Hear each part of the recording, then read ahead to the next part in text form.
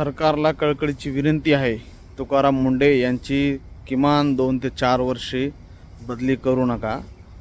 कारण की आतापर्यंत आम्ही जे खात आलो आहे ते जहर आहे, जहर. तुमच्या मुख्यमंत्री तुमच्या एका स्वाक्षरीनं आमच्या कुटुंबाचा जीव उद्ध्वस्त होऊ शकतो. कारण की आम्ही आईस्क्रीम खाणार त्याच्यात भेसळ, तूप खाणार त्याच्यात भेसळ, दूध खाणार त्याच्यात भेसळ, पाव खाणार त्याच्यात भेसळ.